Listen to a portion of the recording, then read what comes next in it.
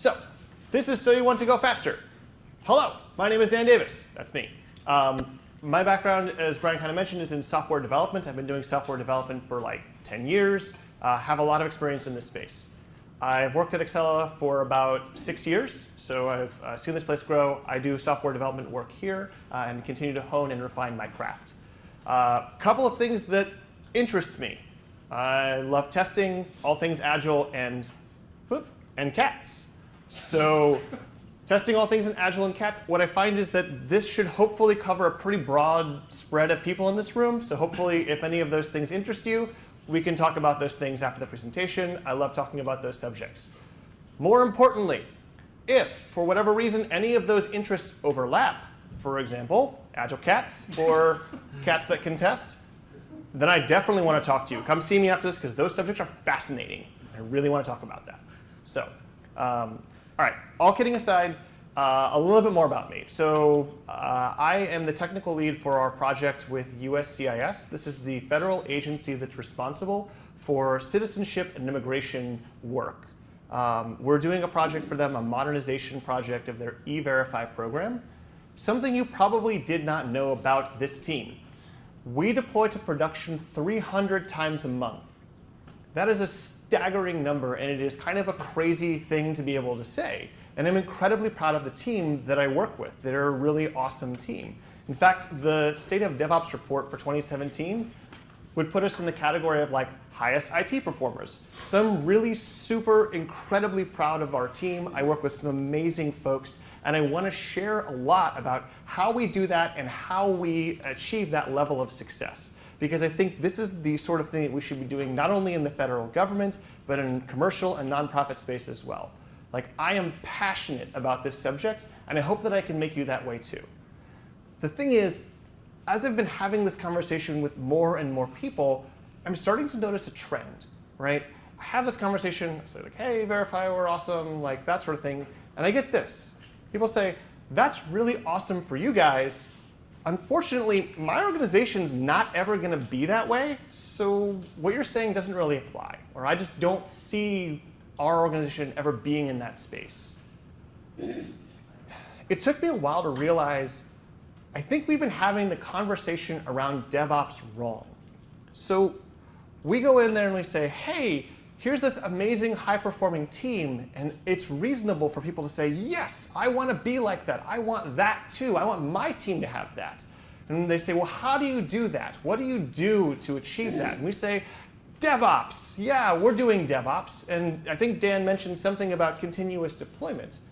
But it's understandable to look at this thing and say, like, OK, well, where and like what thing do I apply to get to that? I assume I Docker something at some point. Like, it is perfectly reasonable to be confused by this space.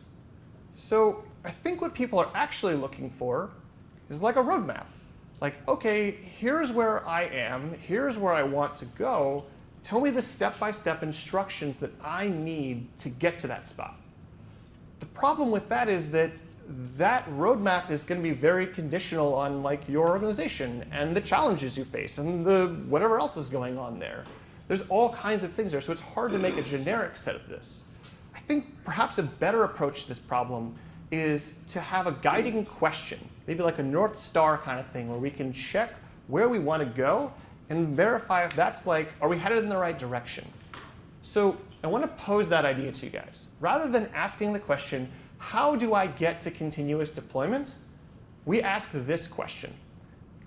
What's preventing us from going faster? So like specifically, why can't we deploy more than once a week, once a month, once a day? And what are the things that are actually limiting us, that are holding us back? Think about your organization and what their challenges are. Because once we know what's limiting us, what's holding us back, we can decide what types of tools, techniques, and culture we need to apply in order to actually fix those problems and actually, dig into it. So that's the thing I want you guys to think about tonight. Think about your organization. Think about what's preventing you guys from going faster. Does this make sense? All right. So I have an important question for everybody here. Given this setup, do you guys want to go faster? Okay, I'm going to need a little more energy from you guys. We have one gentleman in the front who is doing awesome. Let me try this again. Do you guys want to go faster? Yeah. All right, sweet. Awesome. I'm into that. Thank you. Okay. Let me do some level setting first. Let's just do some, continuous deployment basics, just because I don't know everyone's background. I want to make sure we all have the same base knowledge. So when I say continuous deployment, what I mean by that is every commit triggers a deployment to production. There's two key parts to this. It's every commit, and it's a deployment to production. So we could very naively model this like this. Okay, here's my code repository. I have my process for deploying to production. I'm going to pay somebody. They're going to watch this code repository, and whenever somebody makes a change to it, they're going to scurry over to their computer, and they are just going to do that deployment real fast. Continuous deployment, done, right? This is not continuous deployment. This is not what people mean when they say continuous deployment, for all kinds of reasons. What's funny is when I say that, sometimes people are like, I know what you mean, though. I know what you mean. Automation, right? If you automate this, then it's continuous deployment. It's like, no. This is not continuous deployment either. It's still a bad process. The reason it's a bad process is there's all kinds of issues with it we could point out. Like, should we just let any commit go to production? Probably not. Where did the infrastructure we need come from? Who knows? What about testing? How do we know that the change we're trying to introduce is actually a good change? More importantly, how do I know once I've deployed that change that it continues to work, that it's actually doing something useful? So looking at this just based on its definition is probably not going to get us very far. A better way for us to think about this is just like a workflow, like a software development workflow. So here's a stab at it. Every organization that you will ever work with that builds software has some kind of a workflow. It's probably kind of like this. So bear with me. People write code to introduce changes into the system. We run tests against that code to verify that it does something internally that we value, make sure it's good. We create a build artifact that encapsulates that change. So Docker container image or a jar file or war file, something like that. A physical artifact that encapsulates that change. We then we have to create infrastructure for that change to go on. So we provision a server or whatever it is we need to run it. Once we've created that infrastructure and we can take our build artifact and move that build artifact onto the server, that's a deployment process. And finally, we can run a test against that. This is a business level test that says, does this thing do something useful for our customers or for our end users? Once we've gotten through that portion of this, we have enough information to decide, is this change valuable or not? Is this a good thing? So we have a decision point. Do we promote this to production, or do we say, nah, keep working on it?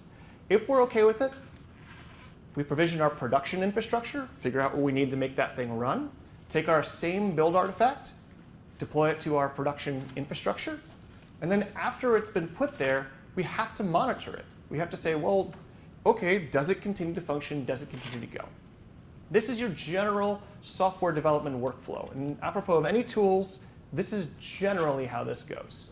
So our generic workflow, I would just want to point out, this is just basic machinery, right? I tried to keep this as abstract as I possibly could, but there's obviously all kinds of other stuff we could throw onto it. There's other things people do. This is just our basic machinery. The important thing I want you to draw from this is that in this representation, speed is a variable.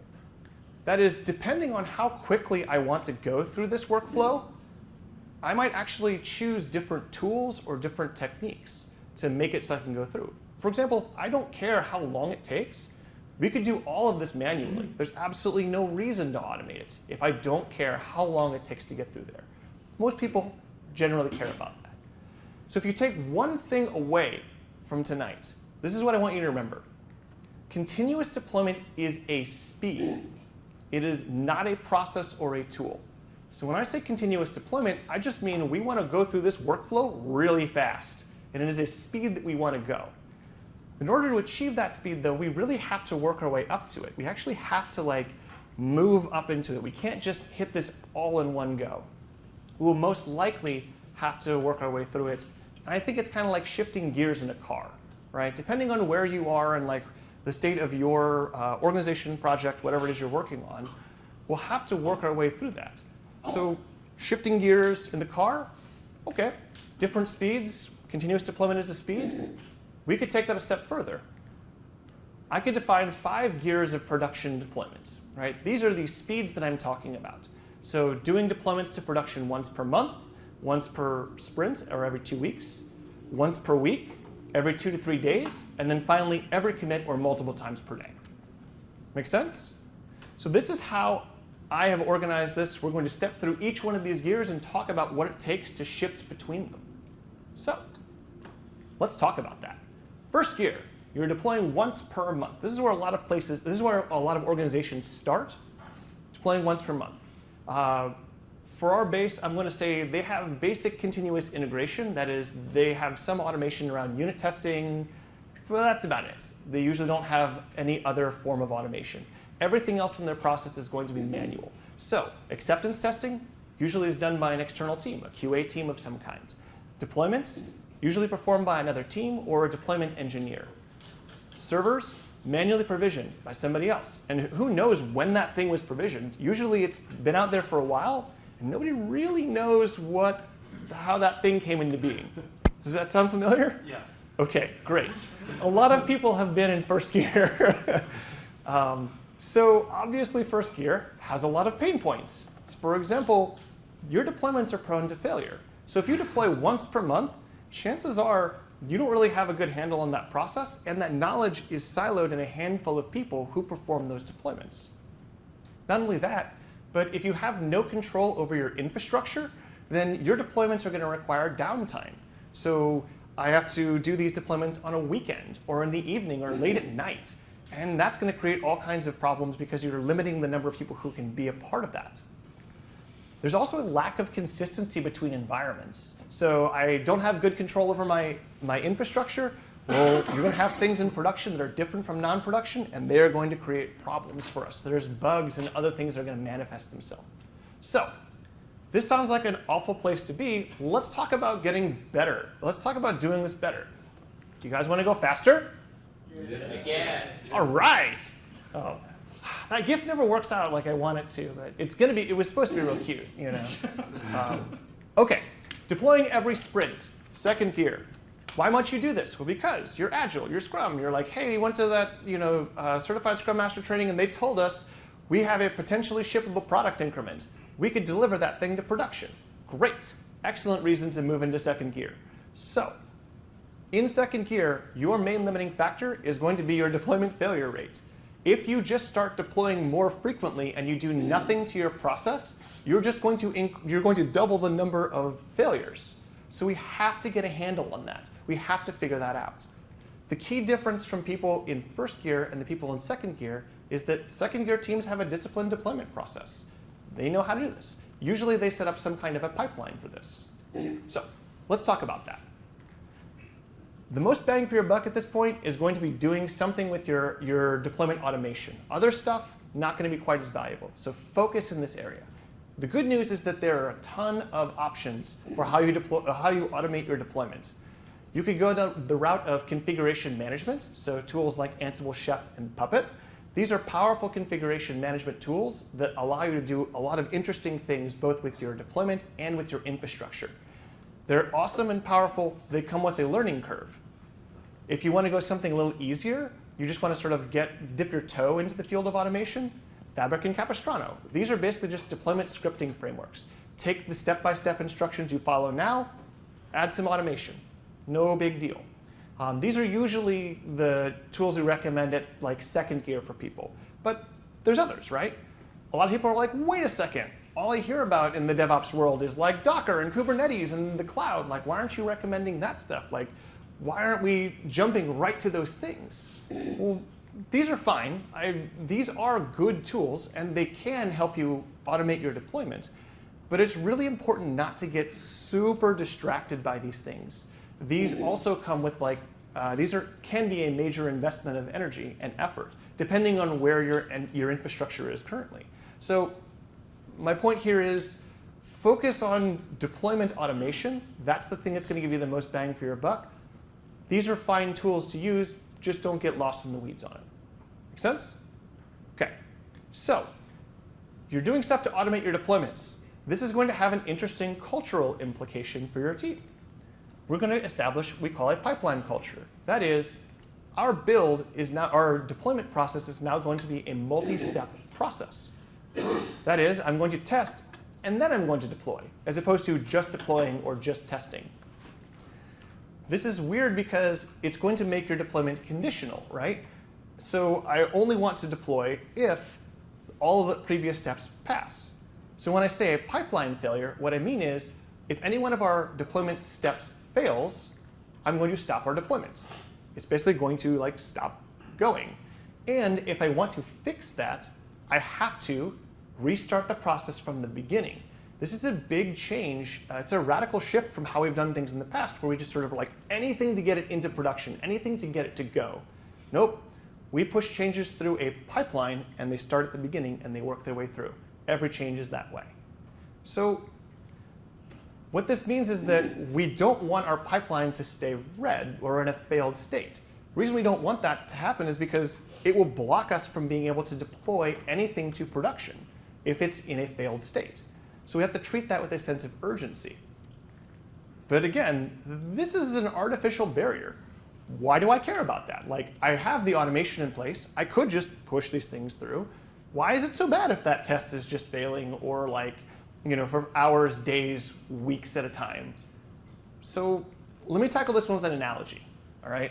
Hopefully, all of you guys at some point in time either currently own a car or have owned a car, right?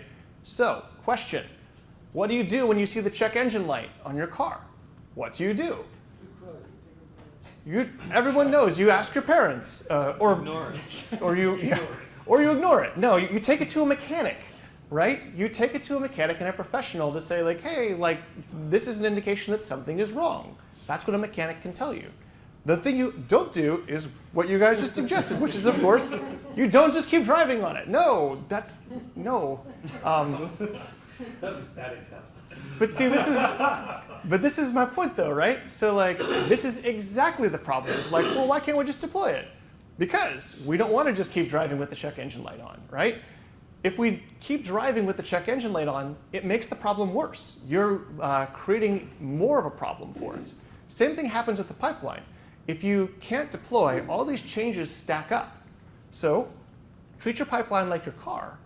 Don't let those changes pile up, because if you do, you have to sift through a ton of changes to try and figure out what originally broke it. We want to minimize the amount of stuff we have to sift through to figure out what broke it. So treat your pipeline like you treat your car. Take it to the mechanic. Keep it working. All right. Once you've gotten into the power of second gear, you have established a reliable build process. We've automated this. This is going to make your build engineers really happy because you've made their job easier, right? Hey, all you have to do is use this automation. So that's great. And it's going to help us close that knowledge gap between our deployment engineers and the rest of the team. We can actually start to share that and have other people do these deployments because we've made the process easy and simple. There may still be a lot of manual steps in this, but honestly, this should be fast enough to get us to the goal of deploying once per sprint. So, do you guys want to go faster than that? Yes. All right, sweet. Yeah. Now we're really cooking, right? All right. Oh.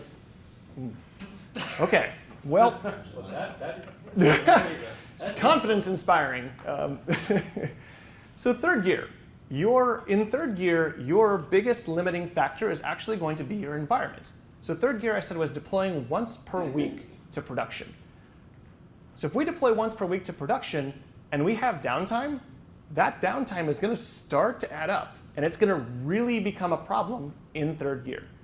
So the key difference between people in second gear and third gear, people in third gear have a much more sophisticated infrastructure management technique for it.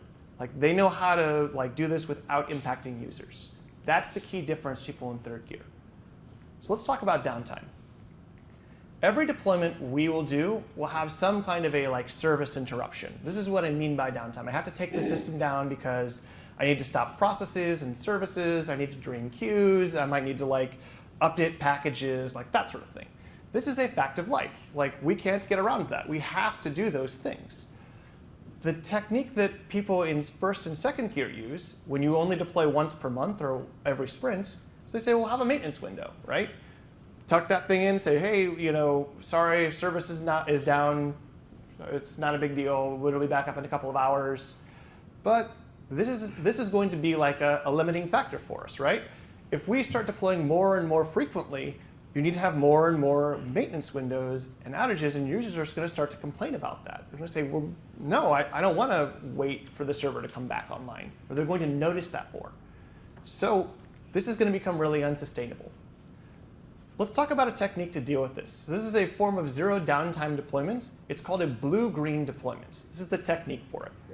So here's my basic setup. This is mimicking something like a website you have on the internet. I have users come in, they hit my load balancer, and they go to one of my servers. My servers are running a version of my code. If I would like to make a change to this code, in our old model, I have to stop all of our services, interrupt the service for our users. That is going to make them extremely unhappy.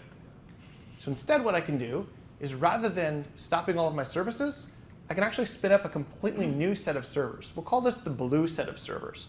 And you'll notice that the blue servers are actually running the new version of my code. I'm not trying to swap out the code on server A. I'm actually just standing up new infrastructure with my version of the code on it. Once I've verified that server is running, receiving requests, ready to roll, it's healthy, we're good with it, what we can do is just change where the load balancer points from server A to server B. This change is actually extremely fast. It's really easy to make. It's like that. And what's nice about that is that users won't ever notice that. In fact, I've got this whole new set of servers running. I don't need I don't need the original set of servers. I don't need server A anymore. So I can actually just get rid of it. So I only have one running version of this stuff. That makes my users super happy. They will never notice that this change has happened because the change is instantaneous, or at least it's really, really fast. So this is how we get around having downtime or maintenance windows. This is how we avoid service interruption.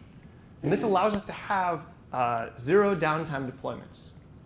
What's nice is that this opens up all kinds of possibilities for what we can do. So from a culture perspective, we can actually just start deploying during the day. We don't need to deploy on the weekends or the evenings anymore. Just do all deployments during the day, even during peak times, because we have the ability to. There's no impact to users, so why not? Let's just deploy when it's convenient for us.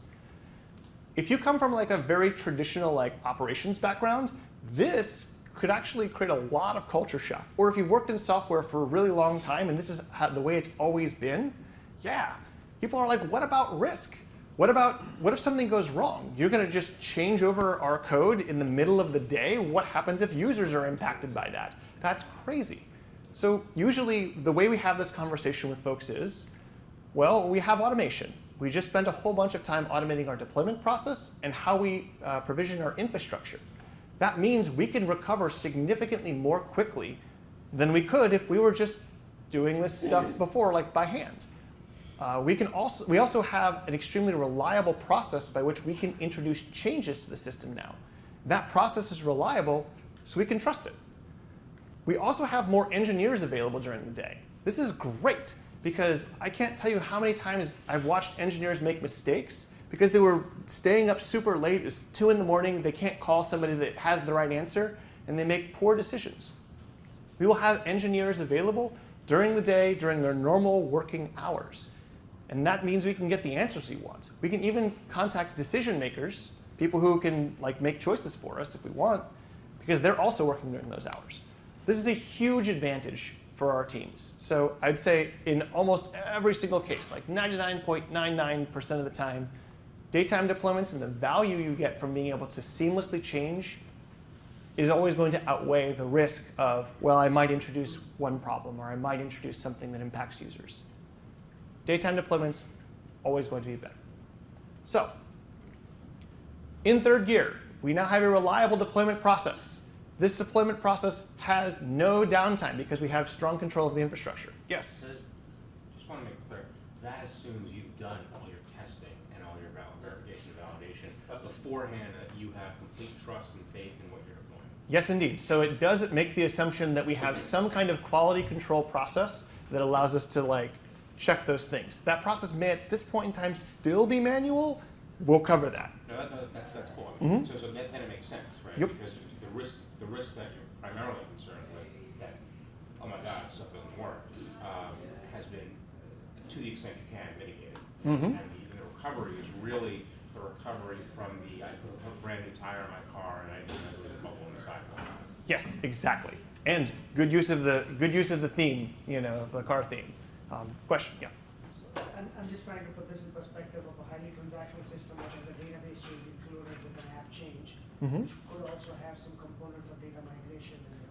Yes. So I'm just trying to put in perspective as to so that kind of complex change could be incorporated with the suggestion that. So let me tackle it this way. In this particular case, I'm talking mostly about stateless infrastructure. But I recognize that there's a need for we have to persist our data somewhere. What do we do with like stateful stuff? It is a much bigger and more complicated topic. There are ways to do this in a way that doesn't have downtime, but those things are far more difficult to explain. Basically, set up transition states, move slowly from one to the other. There's things we can do, but we have to have control over our infrastructure first. Yes? Quick question, the blue-green deployment, you can't actually cut off the green right away because there'll be people still using the green for a while. It The new depends. users will come into blue. So it depends. How long do those transactions run for? If it's Usually from one week. yeah. So I mean, there are still going to be people whose requests are being serviced and whatnot. So there is a tiny transition window.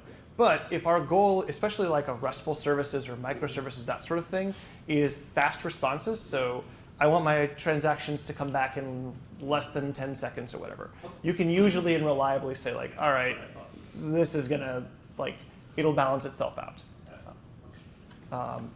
Okay, cool. In third gear, we want to have control over our infrastructure. We have a reliable deployment process. Adding an infrastructure means that we have no downtime to that. We use blue-green deployments or some other zero downtime deployment strategy to allow that, and we now can deploy during the day. Awesome.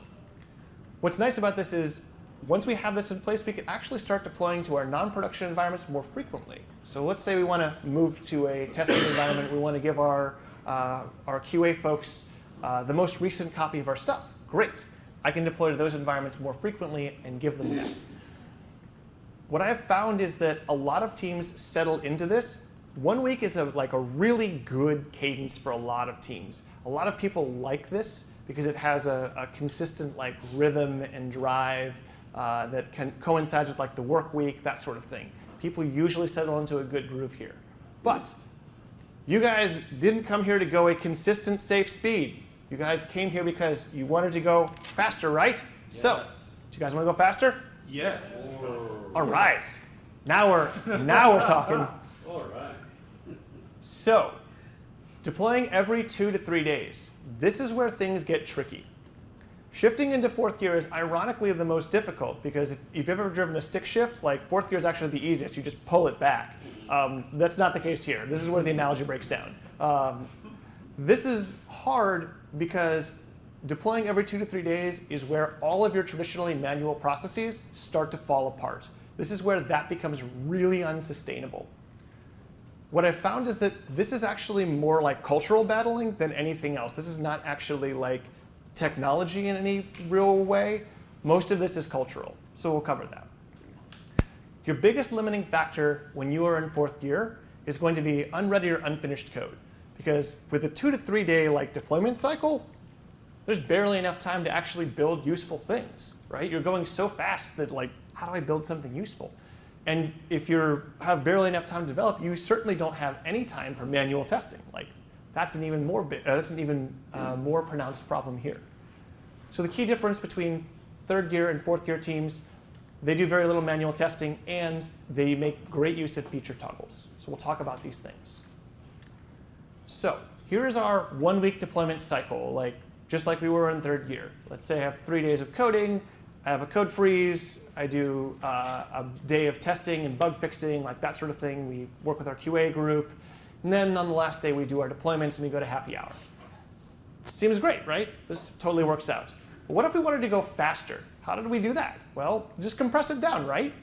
Now I'm just going to do like a day of coding and then like a day of bug fixing. And this doesn't work. This is the traditional bottleneck for people.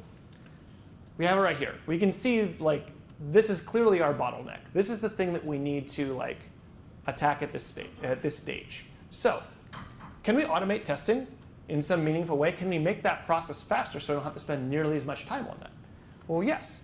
But when there are lots of tools for doing this, there's Selenium tests and Gherkin, Cucumber, all kinds of stuff. But it's actually more of a cultural problem, right? Because it asks us, there's this fundamental problem of like, who writes those automated tests? Who's responsible for that? If we have a traditional QA group, are they actually the right people to be writing automated tests? Well, typically they don't have that skill set. So it might be a little unfair to ask them of that. And honestly, developers are better suited for this. Like they write code all the time. They know how to write code. But asking developers, now I'm asking them to write feature and test code? Like, is that even fair? Is that even the right thing to do? So I want to answer this one with an analogy, right? So most of the major automotive manufacturers have a thing they call an engineer's day.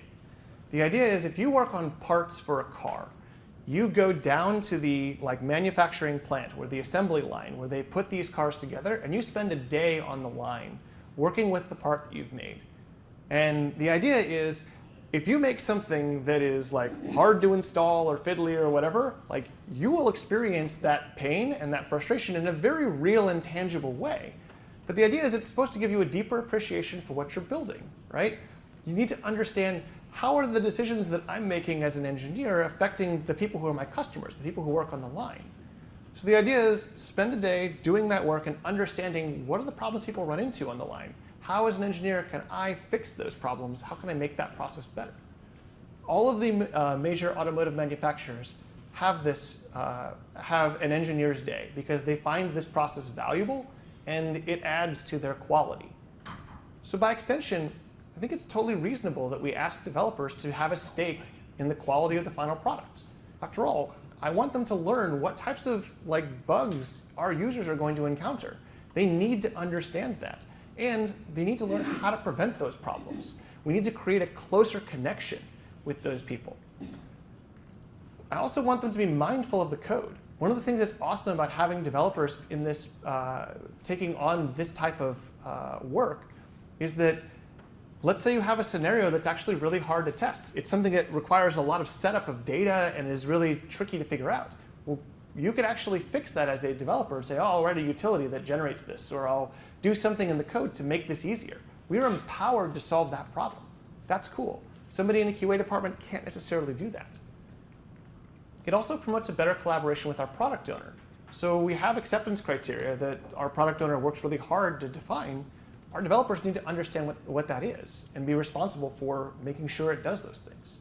So should developers be responsible for quality? Absolutely. I think it's very reasonable. All right. So we've automated our testing. It might look something like this. We can take that block out. I'm going to spend as much time as we possibly can doing coding and testing. But there's this other weird fundamental problem, which is at some point in time of going faster and faster and faster, is 2.5 days actually a useful amount of time, enough time to actually build a useful feature? And this one is a tough question because stories come in all shapes and sizes. Can we actually reasonably build this in that amount of time? Or is this even the right cadence to set? So let me give an example of this, and let's talk through this problem. Suppose I have a useful feature that I want to put out, something that's going to benefit our users. But that thing is comprised of 4 stories, and for the sake of argument, our Agile team cannot complete those things in 2 to 3 days. Just not possible. Can't do it. So I'm going to run into a really weird catch-22.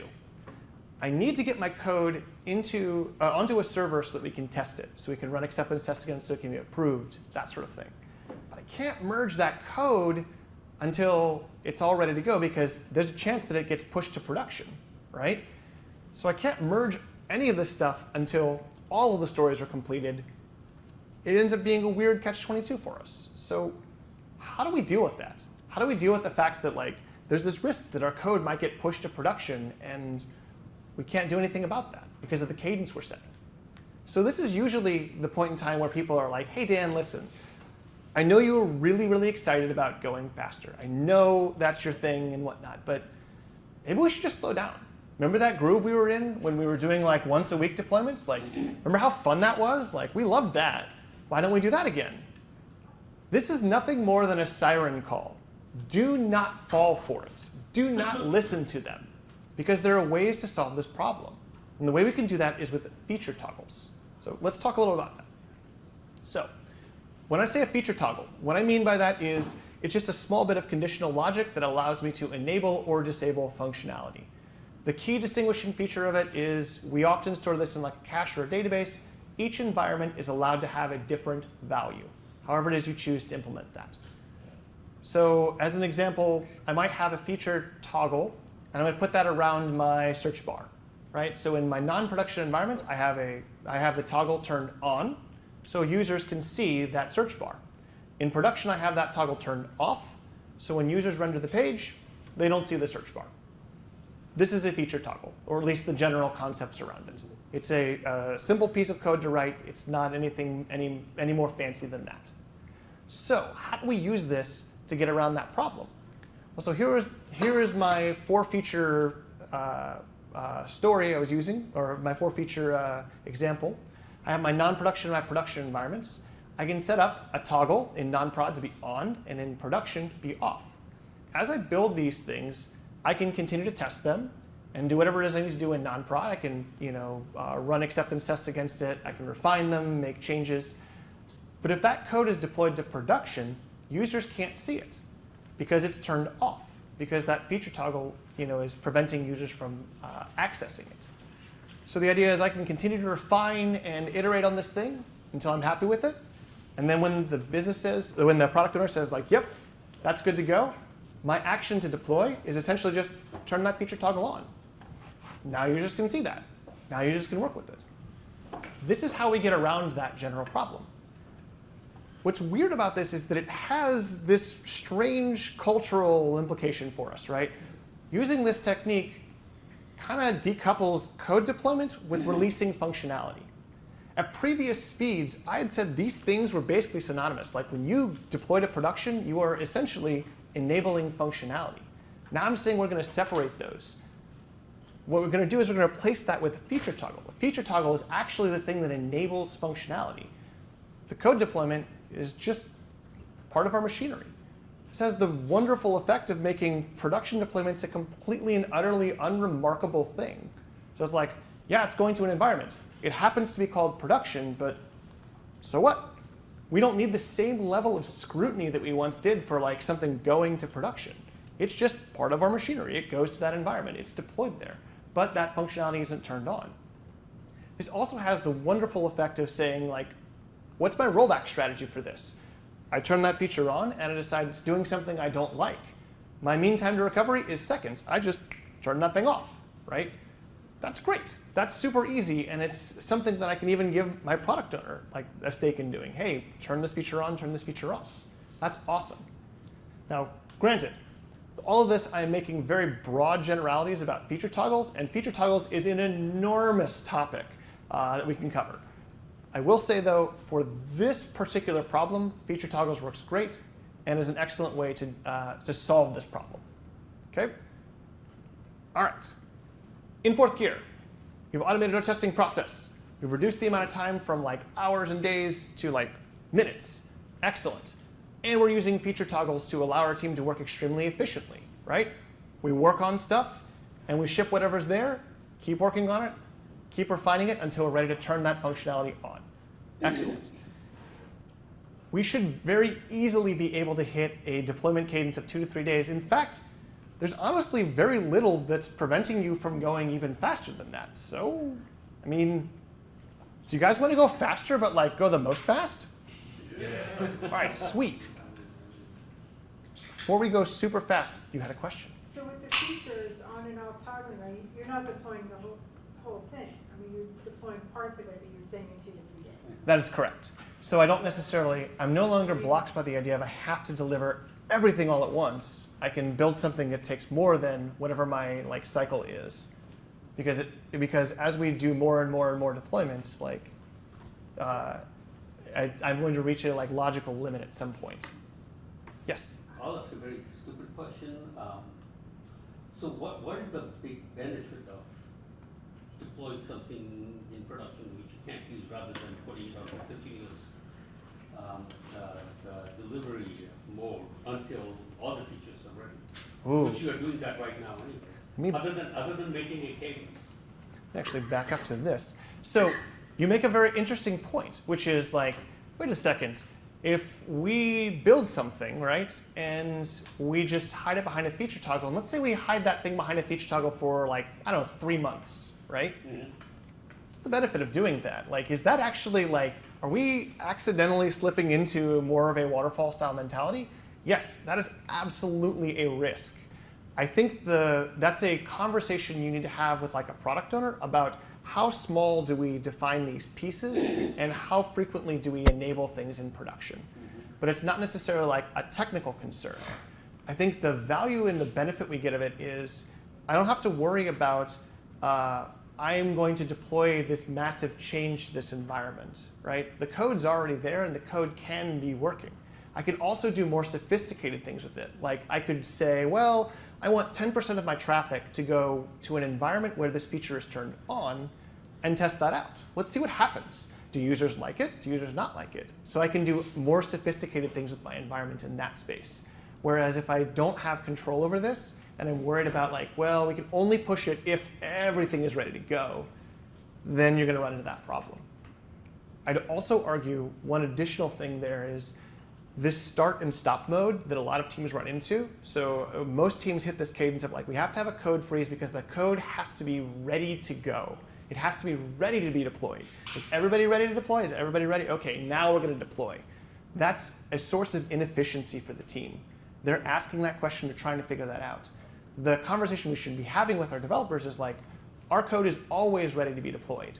We don't have to ask anybody about it. We can always deploy that code. So there's those kinds of benefits too, like the efficiency gain there. Cool. All right. So is there a QA team in this concept at all? There is and there can be. It depends. I'll say this about a QA team. So I found the most effective use for those folks is to have them do exploratory testing. Right? You say, tell me the things that I don't know about my application. Try and break it and tell me about the things that we should be writing tests for and that sort of stuff. It is actually, in my mind, a more respectful way of saying, like, I want to put your brain to like good use as opposed to running through sections of like regression testing over and over and over again. So I want those people to use like their brain power to find the stuff in my application that I don't know is wrong, or to find things that are unusual about our application, like that sort of stuff. So it's the same developer that we advocate who writes the code to write the test cases also, or are we asking different developers to write the test cases than the one who wrote the code? So it depends on how you want to organize, right? So should I have my developers write all the test cases and scenarios and whatnot and write the code to implement that? You could go either way. It depends on like what things you want to optimize for on your team. What's the approach you take in USCIS? So we have Sorry, Richard's one. Yeah, no. I'm trying to think this one through. So at USCIS, what we do as a team is we have acceptance criteria we define, like that the business analysts and the product owner come up with. These are broad, the scenario-driven sort of things. We have developers implement the functionality and write automated acceptance tests to meet those criteria. But we have other developers, when we submit the PR, the pull request, we have them review those changes and say like, okay, does this meet this functionality? Does this match what we want? So it's something in between the two. So there's a set of developers who does the development and the testing, the test scripts, and then there's a peer review of code by another set of developers. Right, but it can be any one of the developers on any one of our teams. So the idea being like, we're a cross-functional team. We know how to both write feature tests and like, we know how to write code. Sometimes we intermingle the two, depends on who's working on the stuff. Yep, these are really good questions, you guys. Love this. All right, I already showed you this. That's really cool. We're gonna go really fast, all right? We are going to do deploying every commit. This is the thing we've been waiting for. This is the awesome part. So in fifth gear, your biggest limiting factor is actually going to be efficiency. So you've automated everything at this point, pretty much. There's only a handful of like places where we can squeeze that out. Depends on how your infrastructure is being provisioned. If you haven't made the switch to containers, this is a great place to do that, especially now that you have much better control over your infrastructure. And the last part of the last remaining manual process that we have, push button deployment, that's actually going to be a limiting factor for us. That's actually something that's going to hold us back. So the key difference between fourth gear teams, fifth gear teams usually have immutable infrastructure. They have mature monitoring and alerting. And they've made the switch from like, we have to push a button to it just automatically goes. So let's talk about that monitoring piece of it, because I think this is something we haven't really touched on all that well. Even if you have really, really, really, really good test suites and automation, there's still a big gap in our testing, which is basically like, what happens after we deploy something? What happens to that code or those changes? How do they function? There's all kinds of stuff that we can't really account for in tests necessarily. So like a flood of users might hit the system. How does our system respond to that? We might have a memory leak somewhere, and that's something that only manifests after it's been in use. We might see network failures. These are things that are outside of our control, things we have to account for and build resiliency in. The way teams typically address these problems is at least by having some form of monitoring in place, so we can at least see and understand when those events happen. Monitoring tools allow us to like gain insight into how does our change perform and react when people use the system. So that's a nice insight. So New Relic and Nagios are two excellent examples of that. The other thing that fifth gear teams set up is usually alerts. I'd rather not have to like constantly monitor the system. I'd rather the system tell me when I need to pay attention. So the idea is like I can create certain conditions when I want to start caring about the system. For example, if I see a sudden spike in errors, I might want to like alert my developers. Hey, did we introduce a change that's causing a huge spike in errors? Maybe we should review what we put into production recently. You might want to let the product owner know. Hey, we just saw a big spike in errors. You might start getting phone calls from stakeholders saying they're really unhappy with that. Just want you to be aware of that. Your product owner will really appreciate that heads up.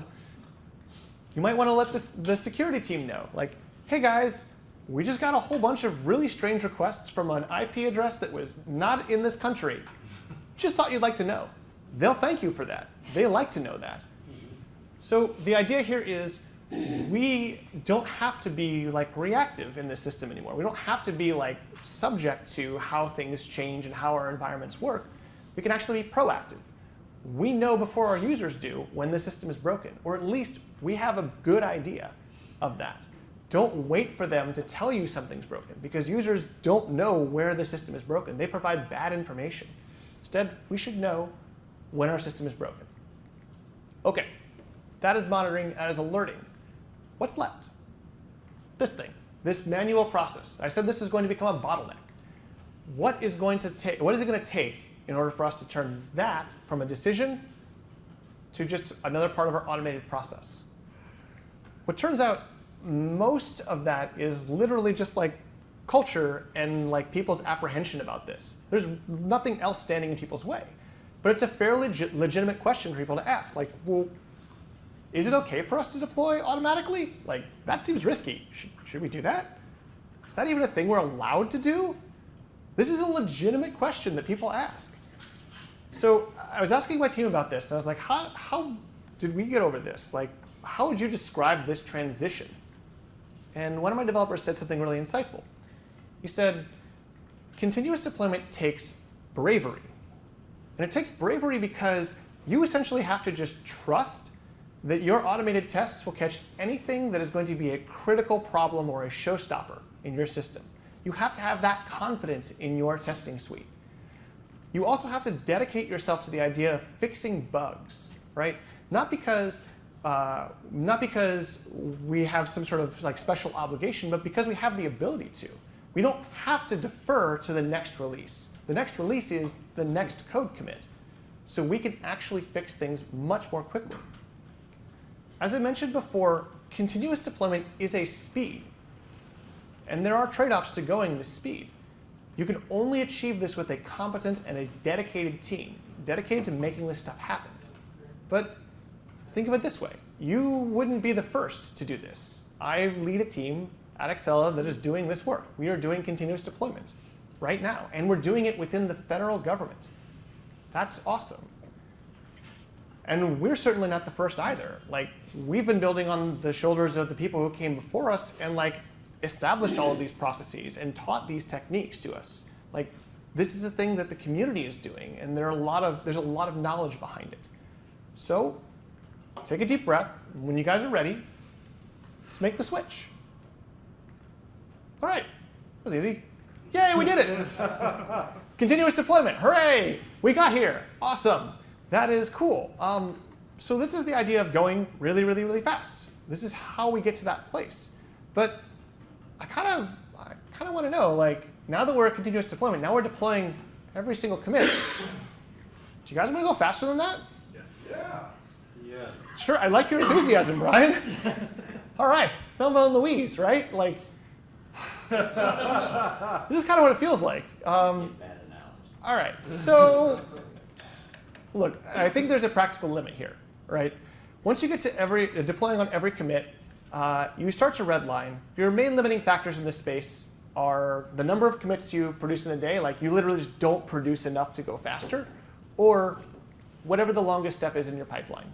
So as doing some baseline math, like most teams won't ever hit this limit. If your longest step in your process is 5 minutes, you could probably average about 100 deployments in a given day. Like that's how much you can make within an 8-hour time period. So my team doesn't come anywhere even close to that, so we don't have to worry about it. And if it was a concern, breaking into microservices is also the easy solution to this problem. So independent, deployable, small pieces that we can deploy. So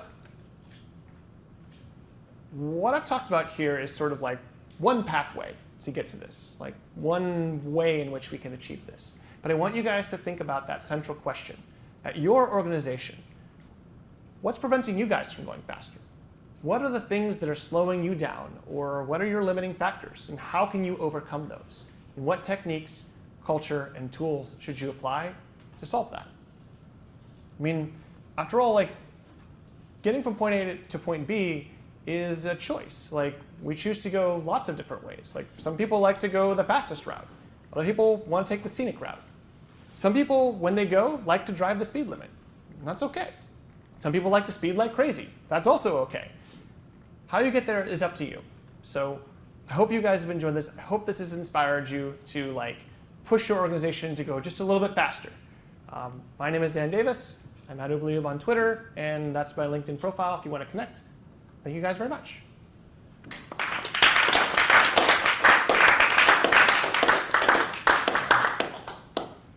Did you guys have any questions you wanted to ask about this? Yes. Yes. So I work in the federal government. So Yes. yeah, and I'll be honest. Actually, we have a person who used to work over at USCIS with us. They didn't work in your group, but I understand from talking with him, they've had all sorts of teams, and they're all moving in the same direction, doing the same kind of thing. So I felt kind of lucky to have him help us kind of go in this direction. So what I would say is for us, we're at, I guess, first gear. Oh boy. No, well, we're at the slowest gear. Yes, one that first is. gear. So, yeah, very slow, very slow. I mean, I've been trying to talk with my leadership on trying to start that process, to start to accelerate, get into fourth gear and those types of things, without as much success as I would like to have.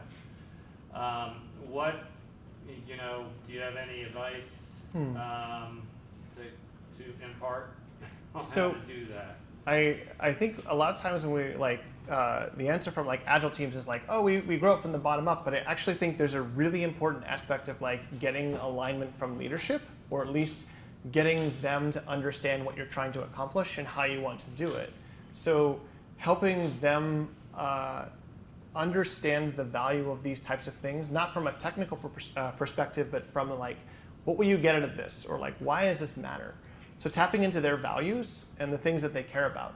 One of the things that executives tend to care about is like, can you tell me we're gonna like make it in the third quarter of this year, like, or this specific date? And you say, look, the only way we can get to this place or have a reliable way of getting there is if I can have more reliable deployments, if I can push this stuff out more quickly. Like, this is an efficiency that I can gain for the team, but we have to make an investment in that space.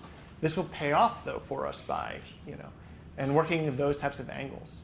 Same with like security stakeholders. They love to throw like, whoa, we can't do that because we got to have a process. And just like working with them and saying, well, we can meet you halfway on this. Like, if you want to do security work, like, we can provide an environment for you guys that is constantly being updated, because we have control over our infrastructure and we know what's in that space. Or we can give you guys automation that you guys can audit and look at and say like, cool, are you applying the necessary security hardening, things like that.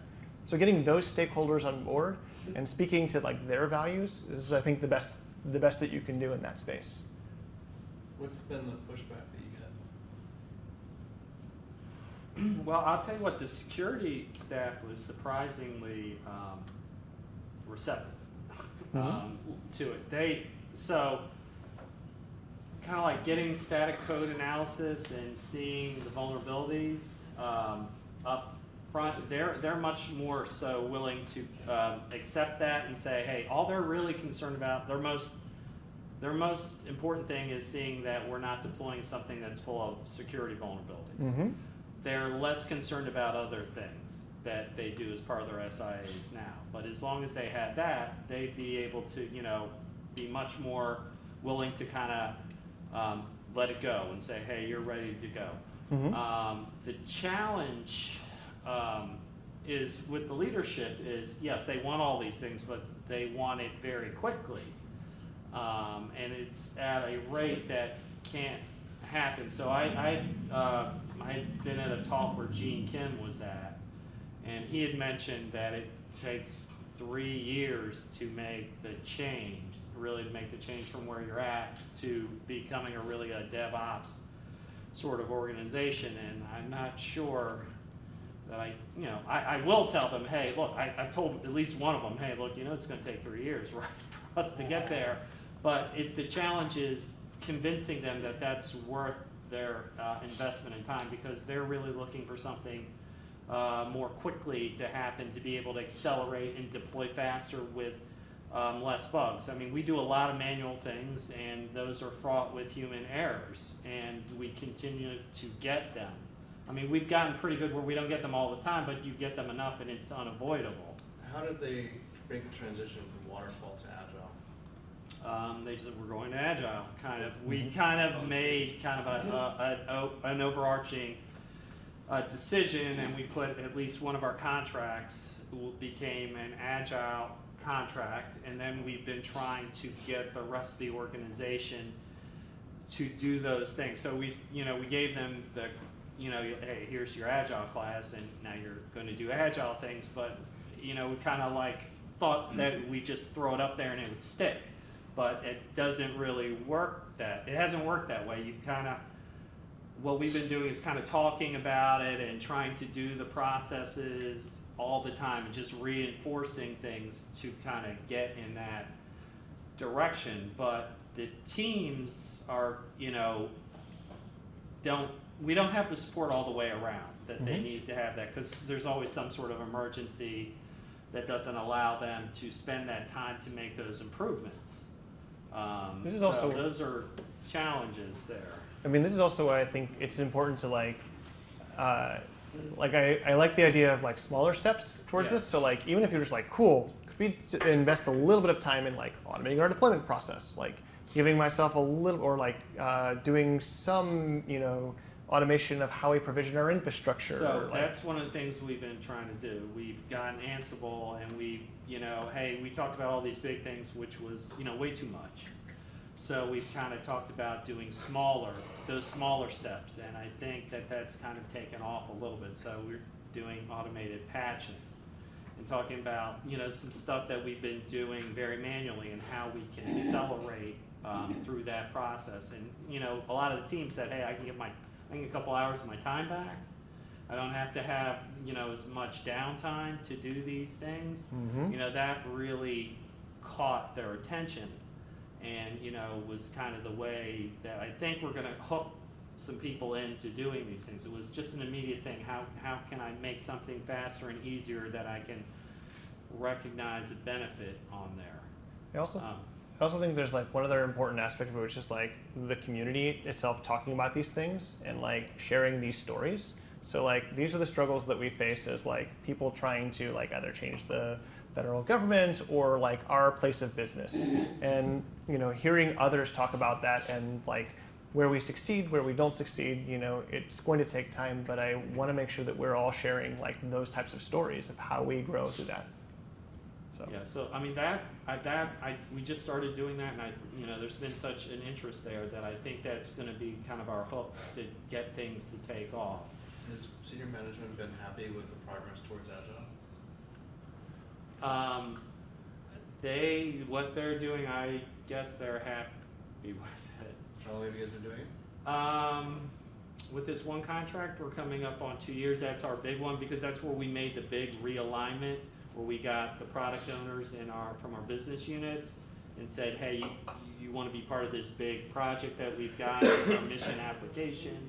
You want this to be successful, you've got to dedicate these folks here. And they were trying to teach them how to be agile and all that kind of stuff. And we're really on the fifth gear or the first gear. We don't, I just don't, some of the pieces we're not really doing, but it's been somewhat successful because we've gotten the business unit tie-ins, but some of the things that you kind of talk about, we haven't been able to do as well. So it's been kind of a challenge on that. It sounds like you can go back and do a little bit more of the getting into the Agile ethos, which is about, potentially really small product increments, making small changes and iterating on them, continuously delivering value. You've got 2 years in transforming into Agile, and if senior management's happy with that, you can talk to them about it and say, look, you wanted this faster, you wanted Agile faster because you wanted to go faster to begin with. We're 2 years in, and it feels slow, but we're still making progress. Every sprint we're getting better with our retrospectives. Whatever our cadence is, we're getting better with our retrospectives. We want to do the same thing and with DevOps. And we don't want to solve all of it because you can't. We want to start something small and iterate on that, learn from it and improve on it. Thank you, check happens, right? And really take it back to where they've already committed themselves, which is Agile, and show how this fits in and helps to improve what they're trying to do. Yep, like it. Question? One more nugget, or Sanjay, is it to build on this? Yep. A couple of things I've noticed. I just addressing the thing is people say, a lot of teams say they're agile, and they're really not agile. Like I started a new job, and I have the subcontractor who was saying agile, they have not done a single release in 1 year, and they have fake releases, and they're calling themselves agile, and I'm like, oh my God, they're going to have a big bang release. So that's number one point. Number two is there's a lot of resistance in the culture environment. So one of the things which worked for me, I did value streaming using business process modeling, and I convinced them that, hey, these things, this is where your errors are, where you're slowing down. What if we automate this and slowly going through the business process model of your release, convince them to go faster. And that's the only time I successfully had any resemblance of going towards DevOps. Whereas my past job in the department of science, the moment I let that stop, because there's nobody else pushing them, developers, anybody. Interesting. So using the value stream mapping, helping them see But this is where the value is getting lost, yeah, or But I showed them that this is exactly where you're having problems. This is why things are missed. You're having tools frustration because by the time this guy does, and you have gone over there, and they're misaligned, and it goes over there, it's sent back. So So business process model is much more detailed than value streaming, but I can show them exactly where things are going wrong, and then that's how I try to convince. And then small steps, Mhm. three things, 3 ways. Yeah, absolutely. Explain the 3 ways, and I mean, like for example, right now, they're perfectly fine when you get 16 emails or 60 emails from people all over the world saying things are not working, instead of them writing a little telemetry telling them something about going wrong. It's very hard to work these cultural problems, and basically you have to be empowered, and then you have to slowly try to convince them of the truth to work. Yeah, I mean, this is why I spent the significant majority of my presentation talking about like the cultural challenges, because like those are really honestly the big one. Like technology, we got this. Like we can solve these problems with technology, but like the culture is the hard part in my mind. So cool. Yeah, throw in there one, maybe even give them a copy of the Phoenix Project and have them read it. Read it with them, who knows? The thing that I've found somewhat successful is just capturing the data of like how much we're spending on firefighting in a given like 2-week window, and go, do you want to keep firefighting, or do we actually want to start working on preventing the fires? And there, I think there's some value. What was the other thing? I forget now. Along those lines, there's also, if you don't start doing it now, it's not going to happen by accident. No, never. All you're doing is putting off, delaying what you know you have to do. One very quick last one. There was a big cartoon I still had in the office. These 2 prehistoric guys are pulling a cart, wheelbarrow, with square wheels. And there's this guy offering them round wheels, and these 2 guys are saying, no, we're too busy, we have no time. That is what I'm trying to emphasize on people. Because all you're doing is firefighting, not developing. There's no features, you're not providing any values. So that is a visual thing I have in my desk. Cool. Anything else? Other questions? All right. Cool. Yeah.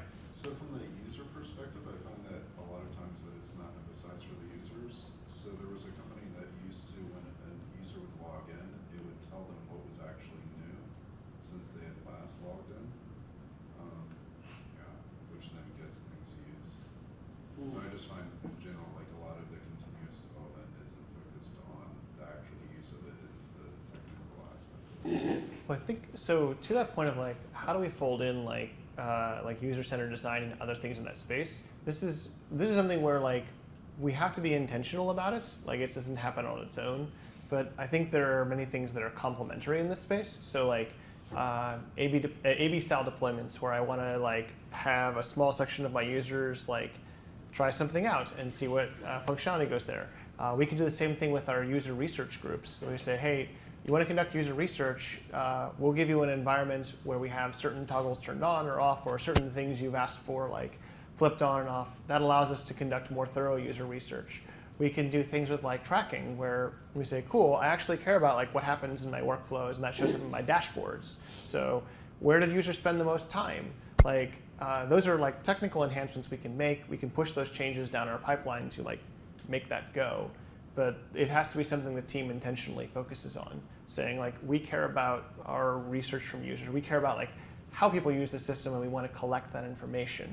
I think continuous delivery and continuous deployment just give us a mechanism to say, all of those changes look the same.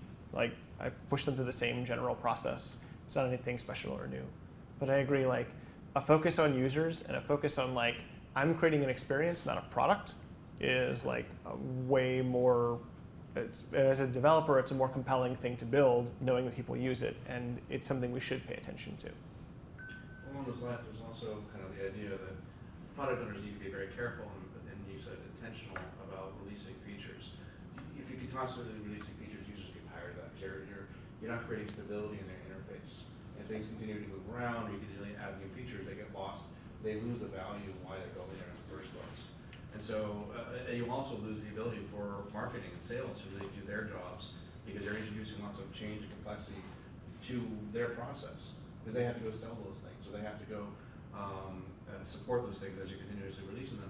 So you have to have, it's not just about the mechanics or the machinery like that of getting things to be deployed in production all the time. But there's also that feature toggle aspect of really being intentional about your user experience, and making sure that you're not overloading your users, you're not using your users as a large-scale test lab, because they don't like that. At the end of the day, they will leave if they feel like they're not being valued as clients, as not customers. So having user-centered consideration is really important, but it's a different layer than just mechanics of the underlying kind of technology and culture. Yep, totally agree. Other questions, thoughts?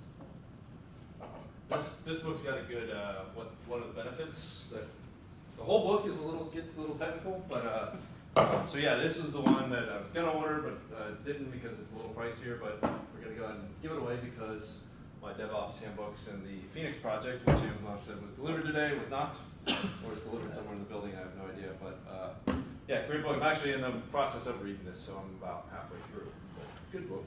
A little technical, but not bad. All right. Whip. You're done. Mike Weinberg. Mike! Yay!